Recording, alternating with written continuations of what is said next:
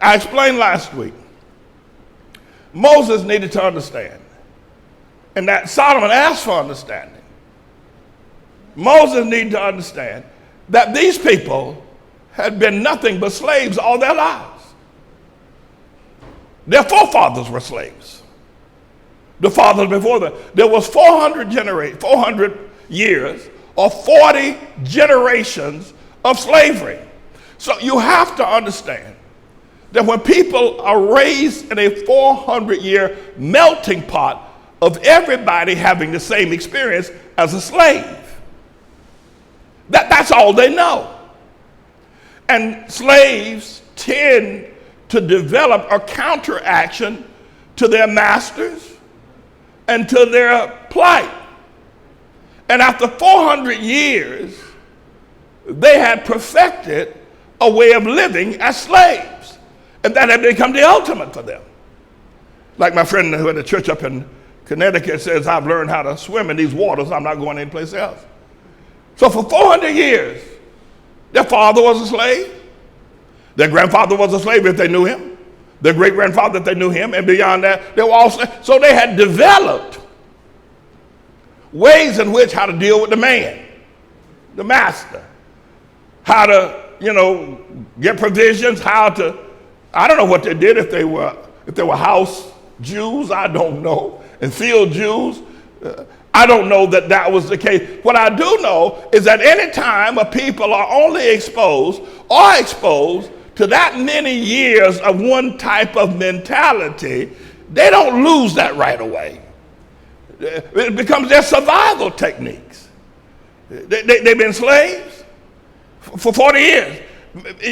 I've had the experience of meeting many people who are institutionalized. Men who've been in prison for 7 or 10, 20 years, they become institutionalized. They just adapt to the system, roll with the punches. They know how to run it. They know how to deal with that. So what I said about Moses is that I don't know that he was patient enough to give them the time. 40 years was not enough. 40 years was not enough to get rid of the mentality that their fathers had, that their grandfathers had, that their mother, how they were trained. Boy, don't do this. Watch out for them Egyptians. Watch out, the Egyptians like the Jewish women and they want to have sex with them, and watch out for this, and watch them Egyptians. Here's how you do this. Here's how you do that, and on and on and on and on. And in the history of the Jews, 400 years of that. You don't replace that in 40 years. You don't get rid of that whole idea, because for them to go into the promised land and have their own government, houses that they didn't build to live in, and I'm sure in Goshen where they lived, they all lived in tents. I'm sure it was the worst possible living conditions possible. I'm sure they weren't living in palaces. They weren't living in big houses. They didn't have nice furnishings. They probably didn't have nice clothing. They were barely getting by. And they had learned how to get by. No, the word is get by. So now Moses tells them, I'm going to take you to a promised land. He says that I'm going to take you to a land flowing with milk and honey. And some of them may have known Moses. You come back now, you're not dressed nice. You don't even have your own chariot. Look at you, Moses. You're barefoot, or you're walking in sandals. You got this staff. You say you're going to take us to a promised land? I don't believe that they would have left Egypt that night had God not killed all the firstborn. That went in. I don't think some of them want to go back. Even after they left, they want to go back. Even after they saw God drown Pharaoh's army in the sea, they still want to go back. Well, what is this anyway you're talking about, Moses? They had no way to appreciate living in a house above 2 stories or living in a house with nice furnishings. They had no way to interpret that except that belonged to the man. One of the problems that I see in terms of a cognitive problem with Hamite black people is that those who do get an opportunity to get money understand that their life isn't really meaningful unless they're living around the man, the Japheth man. That is to say, they buy their houses in white neighborhoods. Why did you do that?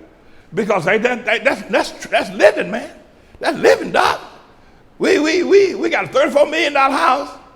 The Black Lives Matter woman, we got a $15 million house. And why'd you do that? Why didn't you just buy it in the hood? Why didn't you buy it in the neighborhood? Because the mentality is the white man is a superior life. He's got a superior community. If you really want to show you've arrived, live around white folk. And that's the mentality. It's wrong. It's not true. But it's what has been inculcated into the minds of the people. Now, I'm coming back to the Hamas just a moment. I don't want to get ahead of myself. What I do want to do is to try to explain to you why Moses blew it. I'm not condemning Moses, God forbid. Y'all pray with me that I'm not getting in trouble with Moses or the Lord. But I don't think Moses waited long enough.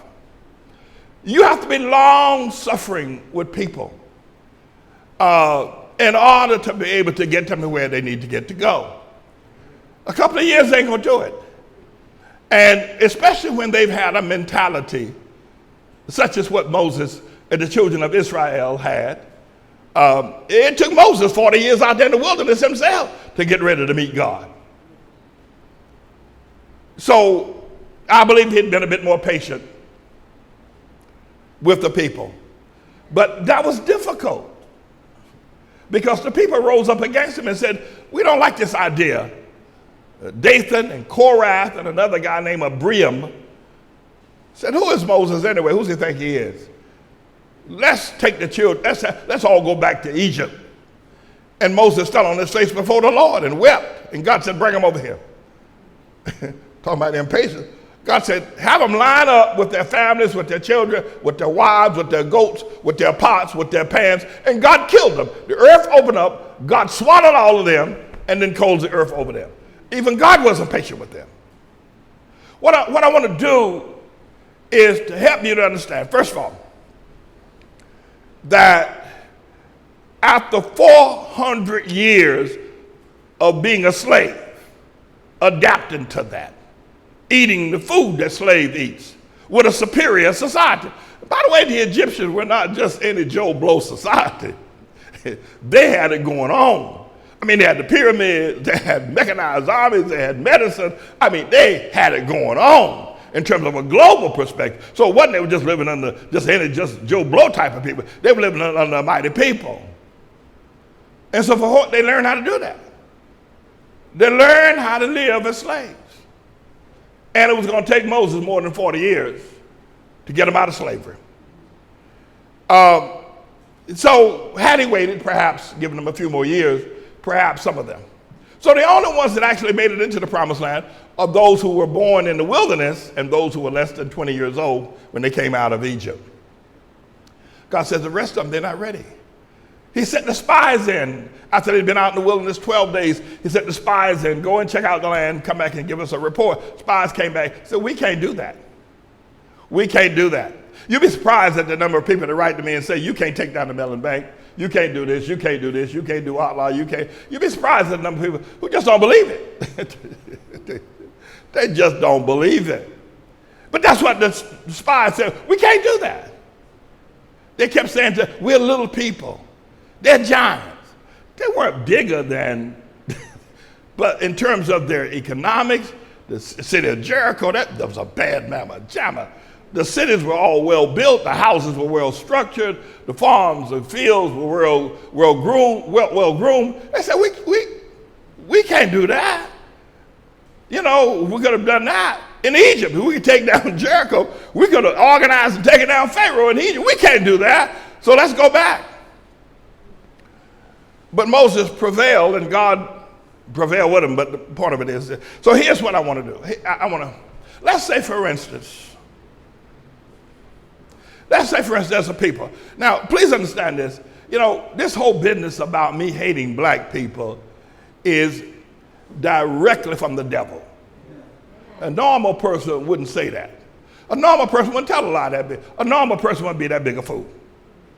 That I hate black people, or that I'm not for the black man, or this or that or the other.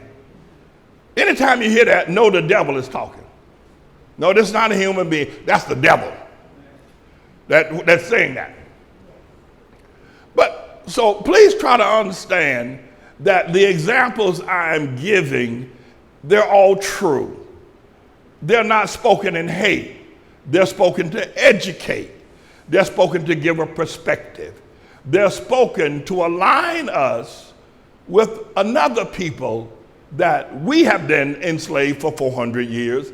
These things are being spoken to align us with the people who have a similar kind of a dilemma as ours in the Bible, who had a similar promised land given to them, and a similar leader, and perhaps responded to the promised land in a similar fashion. That's the reason why I'm saying this. I'm not saying this to beat down on anybody. I'm just saying it because the thing that made David such a man before God is that he walked in truth and righteousness.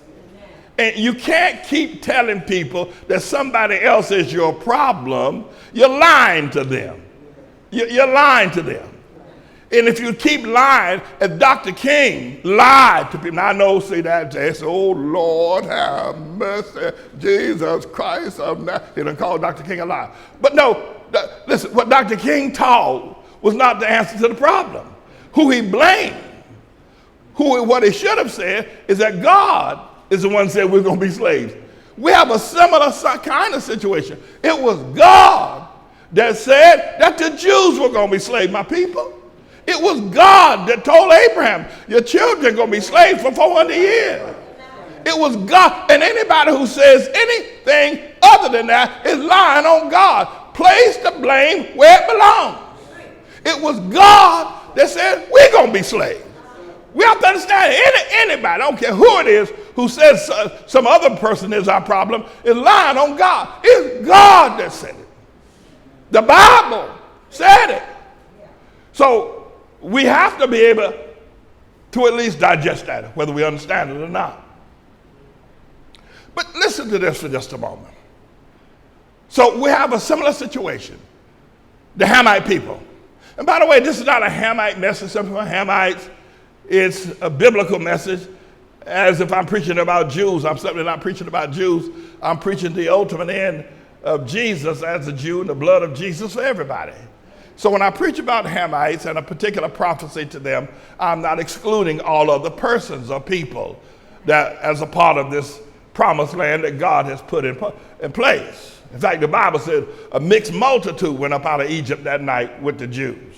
So please be mindful of that in case you're a Japheth or Jew. Listen to me. But here, we have a similar situation. First of all, as Hamites, God spoke in Genesis chapter 9, verse 24, we were going to be slaves.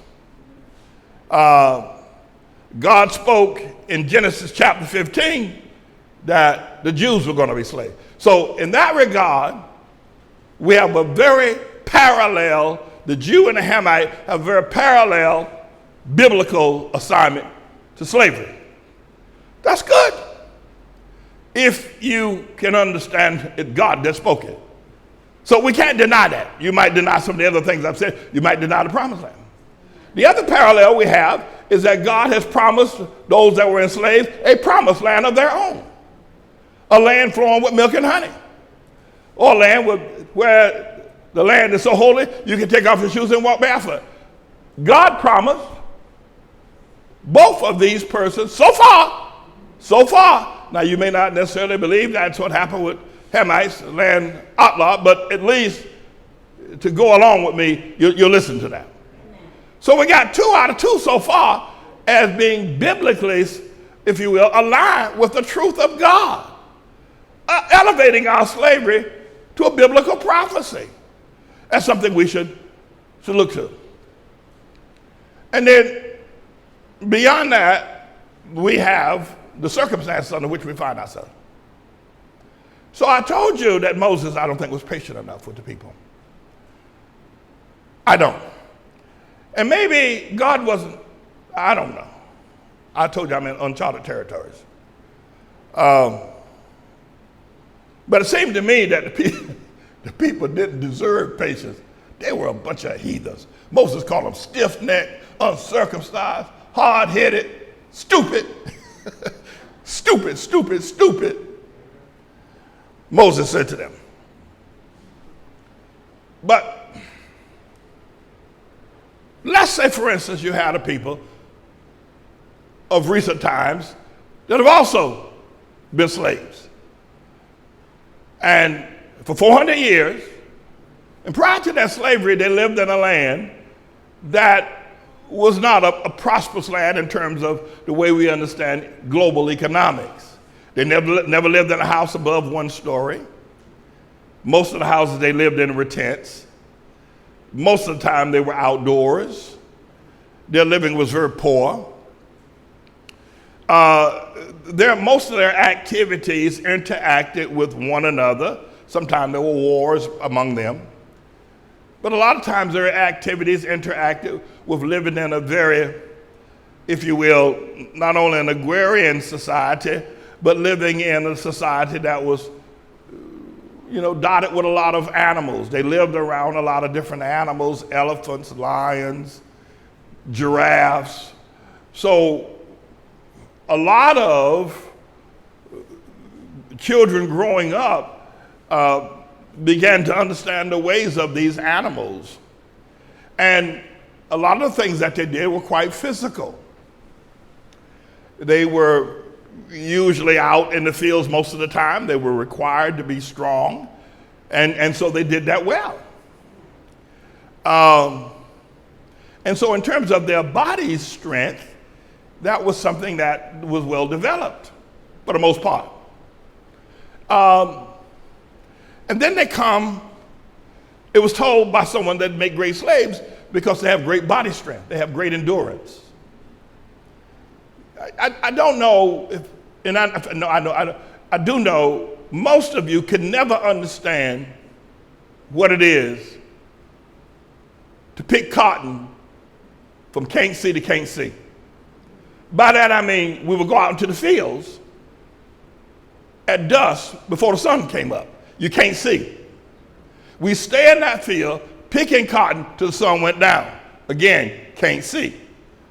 So the phrase became from can't see to can't see. The other night I was on my knees for quite some time, probably a little bit longer than I thought I'd be there, down there on 49th Street, by the Smith & Walensky joint. And I noticed I spent a lot of time on my knees. You have to remember that I would spend nearly all day on my knees picking cotton and then walking on my knees. I'd get down like this, and here's how you pick cotton. You pick the cotton. The cotton is right here. It's right there. That's where the bowls are.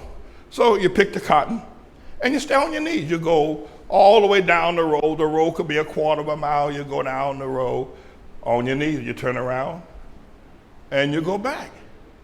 Getting a cramp in my leg now. Anyway,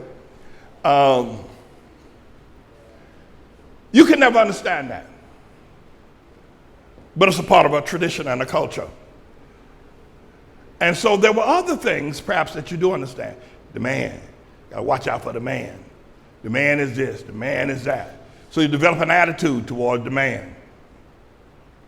The white man is this, the white man is that. White man is this, white man is bad, white man is this. So you then began to develop a culture that ultimately leads to civil rights, to rioting based on he's the man, gotta deal with the man. And so all of your fathers and your forefathers taught you that culture. And that's all you know. The other thing is that, and this is gonna be a little bit, I suppose, bumpy. Stand up for this one, a little bumpy. We're not necessarily great athletes because we're tall or lean or whatever. We're great athletes because for years in Africa, Lord help me with this one, and in other places, the only thing that was required of us was our physical endurance, our physical strength. Even as I was on my knees all day picking cotton, our physical endurance to outrun the lions, our physical endurance to outrun the giraffes in Africa. So over the years of our culturalization, what became very powerful was our physical endurance. And that remains unto this day. So we easily enter into sports, athletics, baseball, football, basketball. We easily transition there to that rather than Wall Street because it's already built into our system. The other thing about our many, many years in such a place is that the other thing we did for our own personal recreation is that we played music. Some people have said historically that the drums were first discovered in Africa. I have a statement, a saying that I say, when I say I'm going to put something on blast, I say I'm going to put it on the drums.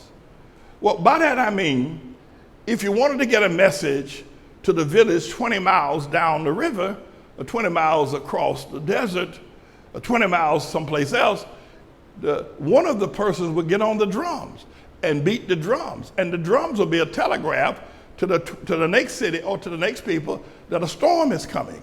You put it on the drums. And so that is the way of communications.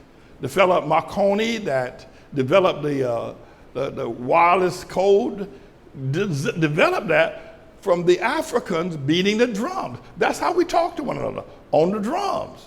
Well, the drums are not only a method of getting messages, like this Congo drum over here. Not only was it a way that we communicated with one another, but it was a way when we got ready to have fun, we would dance. Any dancer knows that if you're going to dance, you got to find that beat. You got to find that beat. And that beat is in them drums. Person beating them drums controls everybody else. I don't care what you got. Them drums control everything. Or those drums, pardon my tearing up the language here today. But the drums control the beat. And so we did a lot of dancing.